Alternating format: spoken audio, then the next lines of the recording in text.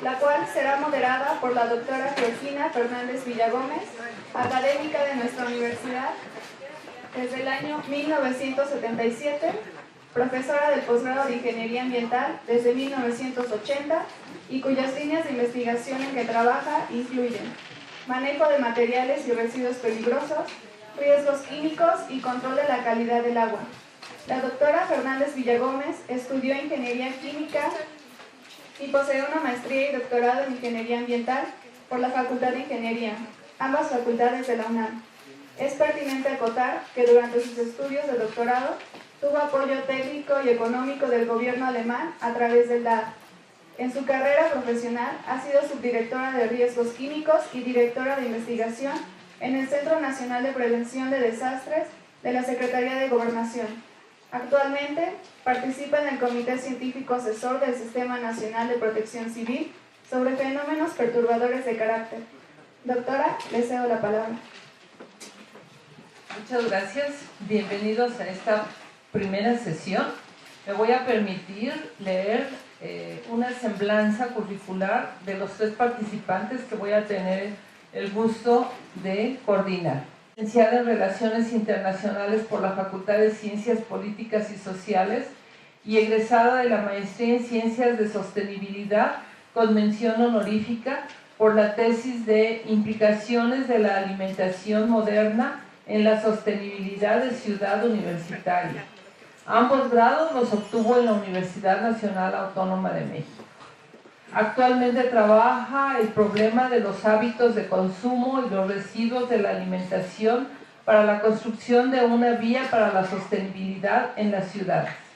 Anteriormente se desempeñó como subdirectora en el área de Asuntos Internacionales de la Secretaría de Hacienda y Crédito Público.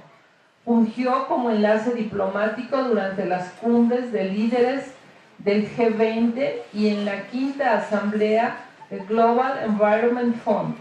También ha sido asesora de la Oficina de Prensa extranjera en la Coordinación de Comunicación Social de la Cámara de Diputados. A continuación vamos a escuchar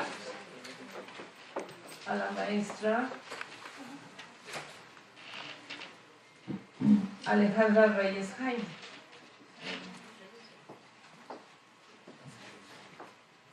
Muchas gracias, agradezco la invitación de la coordinación de la revista Thanatos, que me invitó y que estoy muy contenta por estar aquí compartiendo también con todos ustedes. Lo que yo les voy a presentar es una estrategia de la reducción de residuos para Ciudad Universitaria. Este fue el trabajo que presenté en la maestría de Ciencias de la Sostenibilidad. Y pues sobre todo son las estrategias que he intentado impulsar desde Rectoría hasta el Programa Universitario de Estrategias de la Sostenibilidad. Y bueno, pues aquí les cuento de qué vamos. El programa de la presentación será este. Les voy a contar cuál es el problema de los residuos de la alimentación, después cuáles fueron los temas que abordé en el estudio de Ciudad Universitaria, poquitos resultados de esta investigación para irnos sobre lo que es mi tema, las estrategias en el campus universitario, lo que se han hecho en otras universidades que aquí podrían adaptarse y cuál es la viabilidad de esos estudios. Bueno, para empezar tenemos que considerar que en México se producen 86,000 toneladas de residuos sólidos urbanos al día. En Ciudad Universitaria se producen 16 toneladas, 11 de esas toneladas son de residuos inorgánicos y 4 de esas toneladas solamente son de residuos de la alimentación. ¿A qué se debe esto? Bueno, en la investigación yo digo que es mucho por los estilos de vida que tenemos. A veces vivimos muy lejos de donde trabajamos o estudiamos muy lejos de donde trabajamos y tenemos que comer afuera. Tenemos que encontrar lo que haya. Y cuando buscamos en la oferta cercana que tenemos, encontramos el puestito que nos da el agua con popote en la bolsita, pues la hamburguesa que viene en el plástico. Todas esas cosas están generando la basura en las ciudades. Y bueno, hay otros mecanismos en los que se pueden reinsertar en los ciclos económicos, como ya lo hemos visto. El tema también es el tiempo de degradación de los materiales. Por ejemplo, un cartón encerado tarda 3 meses en degradarse. Una lata de aluminio de 80 a 100 años. Esto en condiciones normales. a la intemperie. Una lata de estaño 50 años en desintegrarse y un bote de plástico como de los yogurts bebibles 450 años. El tema, por ejemplo, cuando ustedes van aquí en Ciudad Universitaria a comprar alguna cosita que se les antoje, pueden ver que se los dan en todos estos contenedores, ¿no? Una botellita de PET, una bolsita de polipropileno o poliestireno, ya sea normal o extendido. ¿Cuál es el tema? La normalización de este tipo de consumo. Ya estamos acostumbrados que si tenemos hambre, no vamos a buscar una opción que no genere residuos, ¿no? Si tenemos hambre vamos a encontrar lo que sea más económico, lo que nos quede más cerca. Lo que pasa de esto es que la economía ha intentado un poco como recuperar estos materiales para reinsertarlos en el ciclo económico y entonces, por ejemplo, con el PET se crean playeras, ¿no? Ya está como muy popular esto de la campaña de compra tu botellita porque nosotros somos verdes y lo reciclamos y lo volvemos otra cosa. Pero ¿qué pasa? Por ejemplo, en el propileno, que son las bolsitas estas metálicas, donde vienen las papitas, donde vienen otro tipo de, no sé, el gansito, esto se puede convertir en las cerdas de las escobas, en las cerdas de los cepillos. El material se degrada poco a poco hasta que queda muy poco de él. Digamos que juntan bloques grandes o contenedores muy grandes y eso los van transformando hasta que queda, digamos, un menor volumen. Pero de aquí para abajo existe un verdadero problema, porque una vez que se recupera el material, que eso implica un costo, transformarlo requiere energía. Requiere que se le, por ejemplo, aquí solamente se puede transformar por pirólisis, que quiere decir que se le tiene que ingresar calor para volverlo de nueva cuenta poliestireno. Esto es lo único que se puede convertir, el poliestireno es en más poliestireno, no se convierte en otra cosa. ¿Por qué? Porque una vez que se calienta este material se vuelve tóxico. Entonces ya, una vez que por ejemplo se utilizó para alimentos, ya no se puede volver a utilizar para alimentos por las sustancias tóxicas que emite. Cuando nosotros vamos aquí a los botes de Ciudad Universitaria, esto es lo que nos encontramos. Esto es lo que vemos en los puestos de comida, en las concesiones de alimentos que tiene el patronato universitario de la UNAM. Lo que podemos ver es que sí hay botes donde se clasifica la basura en orgánico, en botellas de plástico, latas de vidrio y otros. Muchas veces están saturados. Ay, ¿lo podemos hacer? Gracias. Y pues se nos hace fácil, ¿no? Como depositarlo en el que sigue. Pero pues también el problema es un poco de la oferta. Un poco de la oferta que no está regulada, que no tiene límites acerca de cuántos contenedores de plástico pueden vender, o que además esa tendría que ser la última opción para vender alimentos si hubiera una reglamentación adecuada en el tema de sostenibilidad de alimentos. Entonces, bueno, pues esto es lo que tenemos en Ciudad Universitaria. El estudio que yo hice fue en el circuito patrimonial, que es justamente el que tienen aquí atrás. Son 7 facultades, que es la Facultad de Filosofía, la Facultad de Derecho, la Facultad de Economía, la Facultad de Odontología, Medicina, Química y Arquitectura. En este circuito, en 2016, había 42,000 alumnos. Solamente entrevisté a alumnos de licenciatura. Imagínense entonces, ¿no? Que si a todos los alumnos de licenciatura se les ocurre un día irse a comprar un cóctel de frutas en este empaque de poliestireno extendido, que son unas conchitas así de plástico que todos nos hemos visto, son 42,000 de esos contenedores que se están generando al día. Y bueno, entonces hice una muestra representativa con esos datos que me dio la estadística de la UNAM y resultó que para hacerlo representativo teníamos que encuestar a 381 estudiantes. Estos 381 estudiantes, bueno, esto fue una proporción de acuerdo a la población de cada facultad. Y bueno, y también se observó, digamos que en esta parte observamos la demanda y en esta parte observamos la oferta. Observamos 30 concesiones de alimentos entre cafeterías, entre módulos prefabricados, entre puestos semifijos, porque aunque no lo crean, el puestito, la bicicleta de tacos de canasta, también es una concesión que da patrimonio universitario. Algunos resultados. Bueno, la oferta nos dimos cuenta que todas las concesiones, todas, no hay una sola, que prescinda de materiales desechables o de un solo uso. A esto me estoy refiriendo con bolsas de plástico, popotes, vasos, material como el poliestireno, papitas, todas cuentan venden su oferta de alimentos en estos materiales, todas. Hay excepciones y también podemos decirlo como nuevos proyectos, como por ejemplo aquí en la Facultad de Economía hay concesiones que venden las manzanas sin envolver, entonces tú puedes llegarla y te la comes. Esa, por ejemplo, no es una concesión autorizada por el patrimonio universitario, esa es como pues como, no sé, como que ellos solos decidieron ponerse ahí, pero bueno, tiene toda una historia de tradición, que varias familias están ahí, entonces bueno. Y también en la Facultad de Derecho, ese sí, en una concesión autorizada por el patrimonio universitario, pueden ir y hay una canasta donde les venden la fruta sin ningún empaque adicional, está lavada y está libre de costo. En el tema de la demanda, ¿qué es lo que me contestaron los 381 estudiantes que entrevisté? Bueno, el 80% casi me dijo que todos los días consume algo que venga empacado, algún alimento que venga, o que tenga un popote, o que sea un vasito desechable, todos los días.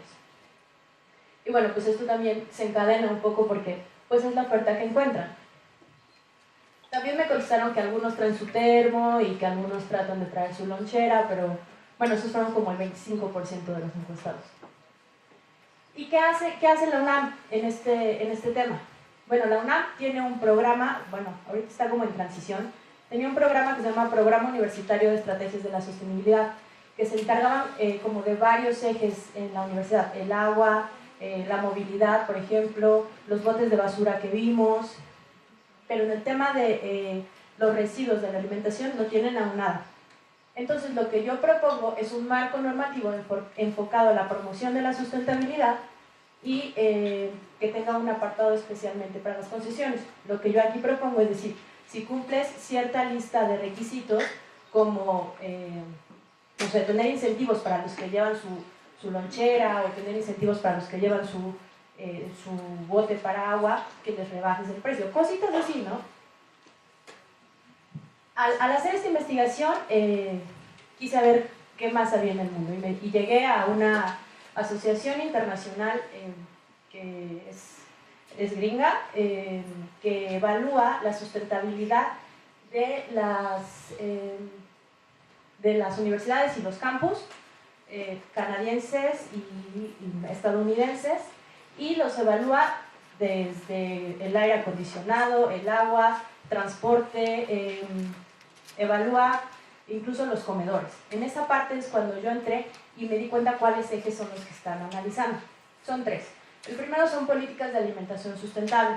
En este apartado se encuentran políticas tipo como Meatless Mondays, que quiere decir lunes sin carne, o que los restaurantes que tienen las cafeterías que tienen en las universidades tengan un menú vegetariano que sea de bajo impacto de carbono. Ese tipo de políticas tienen ahí. Otro eje son las cadenas cortas agroalimentarias. Aquí lo que están promoviendo son mercados con los productores locales para que se acerquen, lleguen a la universidad y ofrezcan sus productos para que la comunidad pueda acercarse y tenga una manera de consumir. Y en el tercero, que residuos de la alimentación, que es mi tema, rescato estos 4 puntos. El primero es que tienen un programa, se evalúa que tengan un programa de composta pre y post consumo. Esto quiere decir en las cafeterías que están preparando los alimentos, ¿qué hacen con los sobrantes, ¿no? Por ejemplo, la colita del jitomate, las semillas, todas estas cosas, que eso se vaya a la composta. Pero también que después de que comamos, ¿qué es lo que está pasando con ese residuo de la alimentación? En un segundo punto es utilizar contenedores de alimentos reutilizables. Por ejemplo, hay una universidad en la que te rentan el plato, el vaso y todo lo que necesitas para tu comida, y siempre tienes uno limpio cuando lo necesites. Claramente tienes que pagar como un servicio que está subsidiado, es a bajo costo porque es para estudiantes. Entonces, bueno, pues con eso se evitaron muchos contenedores de residuos en los botes de basura de la universidad.